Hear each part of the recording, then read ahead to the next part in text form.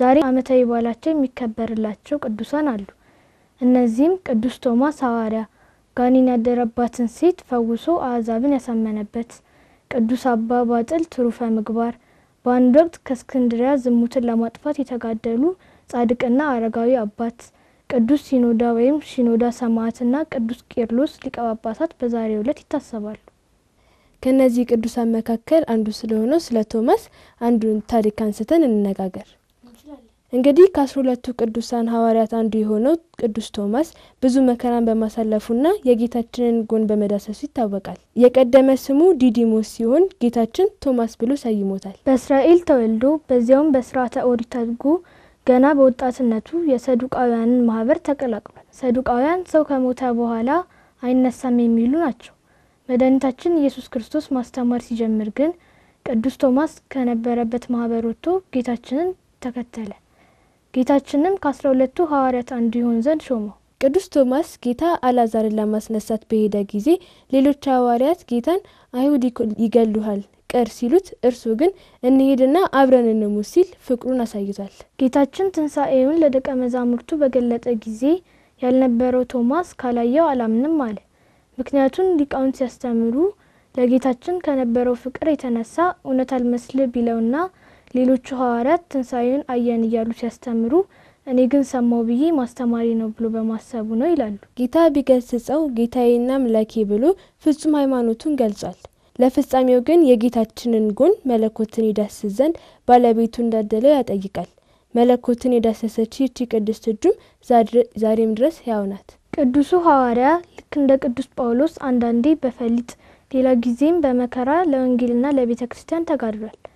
ያለማቋረጥም በህንድ ለ38 ዓመታት ወንጌልን ሰብኳል።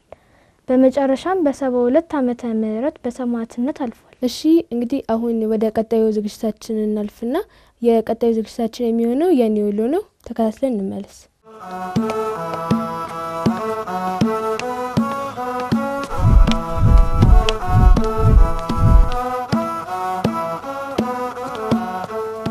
ስሜ ሲፈን መርጋ ይባላል። የ12ኛ ክፍል ተማሪ ነኝ። ዳግማዊ ምኒልክ ነው የምማረው እና 18 ዓመቴ ነው። በአገልግሎት ደረጃ የመንበረ ጸባኦት ቅድስት ሥላሴ ካቴድራል ሰንበት ትምህርት ቤት አባል ነኝ፣ አገልጋይ ነኝ። ሲፈን ማለት ኦሮምኛ ቋንቋ ነው እና ላንቺ ብዬ ማለት ነው። አክስቴ ነች ያወጣች።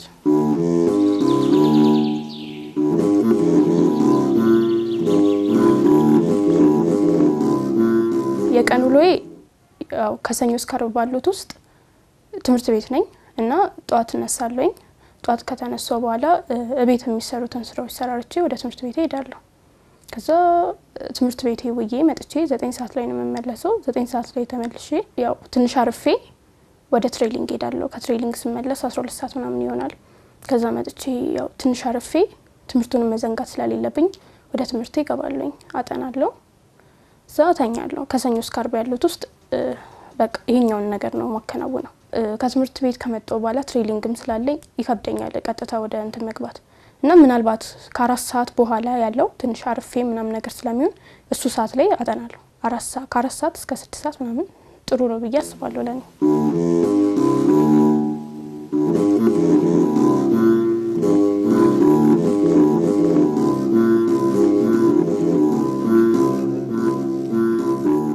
አክስቴ ቤት ነው የምኖረው። አክስቴ ቤት ነው የምኖረው ማለት ቤተሰቦቼ ገጠር ናቸው። ስለዚህ 5ኛ ምናምን ልጅ ነኝ። ያው የሚያስፈልገውን ነገር አደርጋለሁ ማለት እኔ በመችለው አቅም መስራት ያለብኝን ነገሮች እሰራለሁ። ሌላው ሰፖርት የሚያደርጉኝ ነገር ደግሞ አለ። ያው ለትምህርትም ለስፖርትም ወይንም ደግሞ ለመንፈሳዊ አገልግሎት የሚያስፈልገኝን ነገር ያሟሉልኛል እና በቃ እኔም ደግሞ ያሉን የቤት ስራዎችን ሙሉ ለሙሉ እሰራለሁ።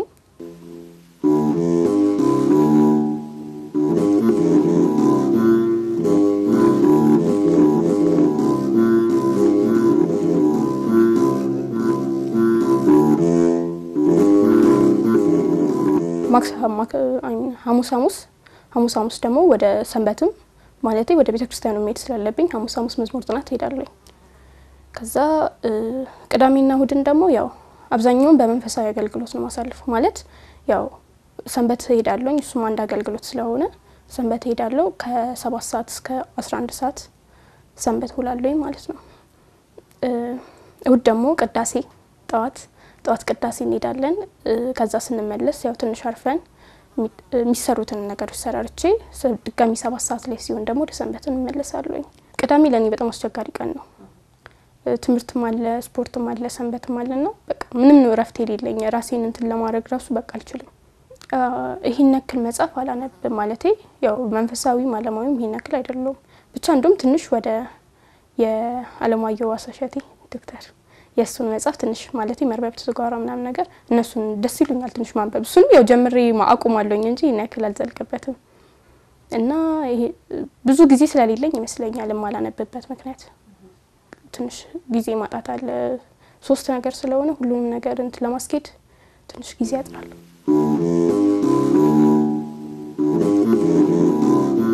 ከጓደኞቼ ጋር የምንጫወተው ያው አብዛኛው ጊዜ ፖዚቲቭ የሆኑ ነገሮችን ነው ስንገናኝ የምናወራው እና ደግሞ እንትና አብዛኛው ጓደኞቼ ሰንበት ናቸውና በቃ ያው ዛ ሰንበት ትምህርት ቤት ውስጥ ደግሞ የኪነ ጥበብ አባል ስለሆንኩኝ እንደዚህ ብናደርግ ምናምን ነገር በቃ እዛው ድራማ እየፈጠርን ራሳችን የምናወራው ወሬ ይበዛል ማለት ያው የምንጽፈውም ስላለ ማለት ነው እና ያው እንዝናና ምናምን ካሉኝ እዝናናለሁኝ እንደ እንትን አይደለም ብቻ ጥሩ ነገሮችን አደርጋለሁኝ መጥፎ የሚያደርጋኝን ደግሞ ያው አይን አልፈልግም ብዬ ሄድ እንጂ ይሄን ነክል ከነሱ ጋር መጥፎ ግንኙነት የለኝም ቀጥታ ዝምተኛም አይደለም በቃ ዝም ቀጥታ ነኝ ይሄን ነክል እንትን አልልም ማለት ያልፈልግም ምናምን ብዬ አልነጫነጭ የሚፈልጉትን ነገር ለማድረግ እንትን እላለሁ እኔንም ከተስማማኝ ማለት ካልተስማማኝ ደግሞ አልፈልግም ብዬ ይገነጠላለሁ ማለት ነው በሰንበት ትምህርት ቤት መያዜ የጠቀመኝ ነገር ያው እንደማንኛውም ሰው አይደለም ባይሆን እንኳን ማለቴ ሃይማኖቴ ይሄ ምንድነው ሲባል መመለስ ይችላል አንድ እሱ ነው ሲቀጥል ደግሞ በጣም ብዙ ማለቴ ወይኔ ይሄ ልጅ እንዲሆነ ወይኔ እቺ ልጅ እንዲሆነሽ ከመባል ራሴን አቀዋለኝ ማለት ነው ሰንበት መሆኔ ሃይማኖቴ በደንብ እንዳቅ አድርጎኛል በእውነቱ እና በቃ ወደፊት ራሱ የወደፊት ህይወቴን ራሱ አሁን ሰራዋለኝ ማለቴ በቃ ድሮ በእንትን በጋብቻ እንኳን ስታይ ወይኔ ድሮ በቃ በቬሎ ነው ማገበው ነው አሁን ደግሞ በቃ ስራቱን ስለማቀው በተክሊክ ካልሆነ አልገባም ላለኝ ምናምን ነገር እና እነዚህ ነገሮችን በጣም ብዙ ትምህርቶች ኮርሶች ይሰጣሉ በእውነት በስላሴ ማለት ነው እና ኮርሶቹ በጣም ነው ደስ የሚሉት የሚጠቅሙት ምናምን ነገር እና እነሱን ስንማር በቃ አይምሮአችን ውስጥ በጣም ብዙ የሚጻፉ ነገሮች አሉ እያደገን ስንሄድ በጣም ብዙ ያወቅን የምንሄዳቸው ነገሮች አሉና እኔ ከሰንበት ትምህርት ቤት ባልሆን ኖሮ በጥምቀት ባለን ራሱ ማሰብ ይቻላል ጥምቀት ላይ አሁን ከዛሬ 4 አመት ምናምን በፊት ኖርማል እንደ ምእመን ነበር እንትምለው ጥምቀትም ማከብረው ምን እንደሆነ ራሱ በእውነት አላውቅም እና አሁን እየገባው ስመጣ ታቦት ምን እንደሆነ ሳቅ ጸበል ምን እንደሆነ ሳቅ ያው ብዙ ነገሮችን ተረድቻለሁ ማለት ነው ሃይማኖቴን በስራቱ አውቄበታለሁ ብዬ ነው ማስበው ሰንበት ትምህርት ቤት መቆየቴ ግጥም ሞክራለሁ ማለት ግጥም ላይ የሆነ ጌርሳምና ይሳቅ የሚባል የፕሮግራም አለን እና እሱ ላይ ያው እንትን ቅብብል ሆኖ ግን ግጥም ነው እሱ ነገሮችን እጽፋለሁኝ ሞክራለሁኝ ከድራማ ከምናምን እሱን ሞክራለሁኝ እኔ ሌላ በትወናው ላይ ደግሞ ትወናው ከሰጡኝ እሰራለሁኝ እንጂ ትወና ነው ይገፍቼ ድራማ ምናምን ነገር መጻፍ አልችልም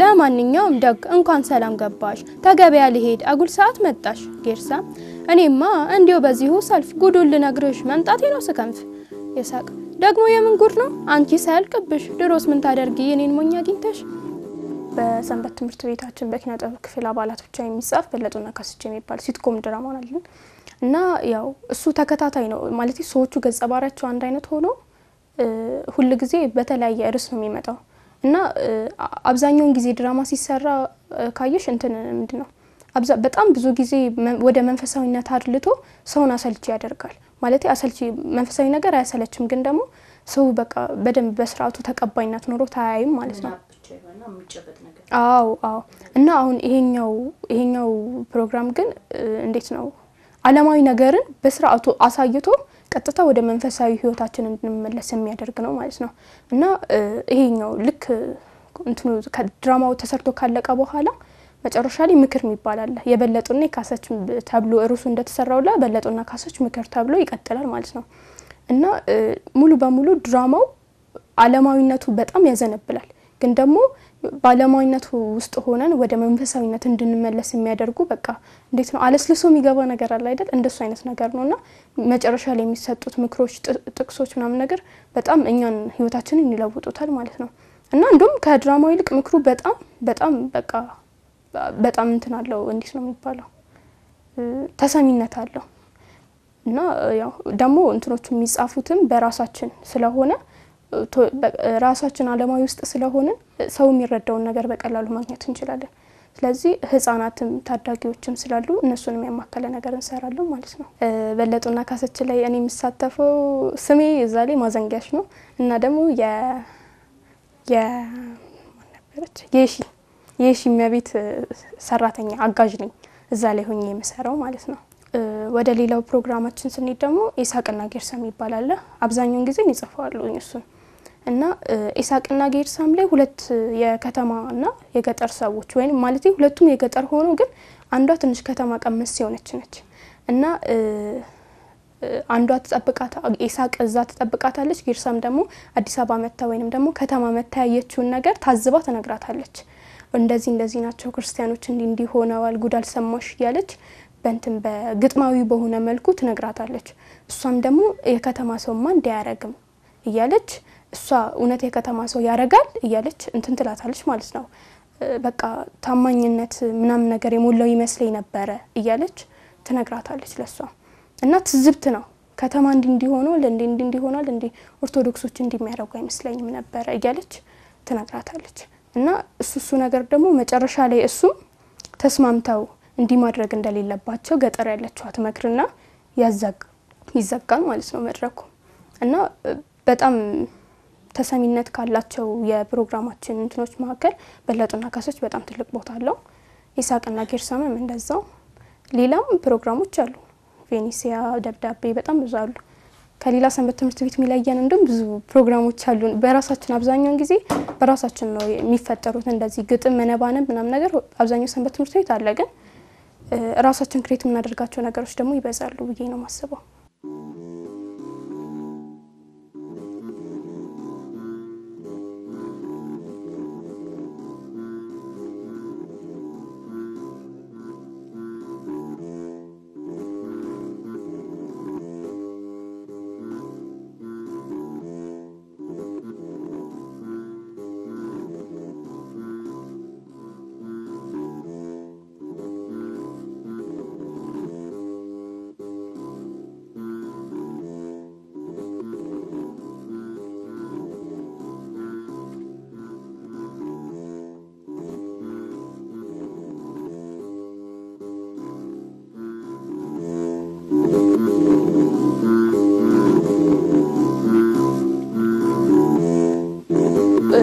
እኔ የምሰለጥንበት የስፖርት አይነት አትሌቲክስ ነው አትሌቲክስ ውስጥ ደግሞ ብዙ አይነት ዘርፎች አሉ ሩጫ ውርወራ በጣም ብዙ እና እኔ ሩጫ ውስጥ ነው እንትን ምለውና ከልጅነቴም ጀምሮ እንትን ማለት ደስ ይለኝ ነበር እና አጋጣሚ ትምህርት ቤቶች ውድድር በመጣ ጊዜ በዛ ገባው እስካሁን ድረስ አለው ውጤታማ ነኝ ብዬ አስባለሁ እና ያው የምንም ነገር መጨረሻ አይታወቅም ብቻ እኔ እንደምቀጥልበት ነው እንጂ ምን ሰዓት ላይ እንደማቆም እግዚአብሔር ነው የሚያውቀው አትሌቲክስ መስራት ከጀመርኩ 2 አመቴ ነው በሁለት አመት ውስጥ አብዛኛውን ጊዜ መሳተፈው የትምህርት ቤቶች ውድድር ላይ ነው የትምህርት ቤቶች ውድድር ላይ ደግሞ ስኬታማ ነኝ ብዬ አስባለሁ እና የፕሮጀክቶች ውድድርም አዲስ አበባ ነው ከዬ አሁን በቅርብ ጊዜ ነበር የተመለስኩት እዛ ነበርኩኝ ስለዚህ ጥሩ ነው ማለቴ ይቀጥልበታል ብዬ አስባለሁ አብዛኛውን ጊዜ ያው በ100 እና በ200 ሜትር ነው እንትን ውድድሮችን ያደረኩት ገና ያው ጀማሪም ስለሆንኩኝ እና በ100 እና በ200 ሜትር በትምህርት ቤቶች ውድድር ላይ ነው አብዛኛውን ጊዜ በሜዳሊያ ሰንጠረዥ ውስጥ የገባሁትና ይሄኛው ሶፊ ማልት ባዘጋጀው የትምህርት ቤቶች ውድድር ላይ በ100 ሜትር ወርቅ ያመጣሁበት ነው ይሄኛውም እንደዚሁ የዛኑ ጊዜ በ200 ሜትር ወርቅ ያመጣሁበት ነው ይሄኛው ደግሞ እነዚህ ደግሞ በክፍለ ከተማ ደረጃ ገብተን በትምህርት ቤቶች ያመጣንበት ነው ማለት ነው ትምህርት ቤታችንን ወክለን ብርና ነሐስ ያመጣሁበት ነው ይሄኛው ደግሞ የምስክር ወረቀት ነው በቅርቡ አሁን በቅርብ በተደረገው በወላይታ ሶዶ ከተማ አዲስ አበባን ወክለን ሄድንበት ነው ማለት ነው እና ጥሩ ቆይታ ነበረን እንደ አዲስ አበባም ጥሩ ውጤትን ይዘን መተናል are delivering a blockbuster finish in Budapest. Can Gide find something? It's her title. በሩጫው ዓለምም ደግሞ ያው ታዋቂ አትሌት እስከ ኦሎምፒክ መድረስ ፈልጋለሁ To stumble.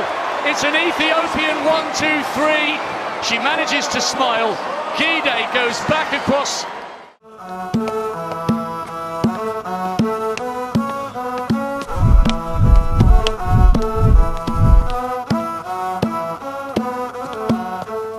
እሺ ተመልካቾቻችን የኔሎይት ከተሰኘው ዝግጅታችን ተመልሰናል በዚህ ዝግጅት ለተሳተፉ ሁሉ እግዚአብሔር አምላክ ቃሉን ያሰማል አሜን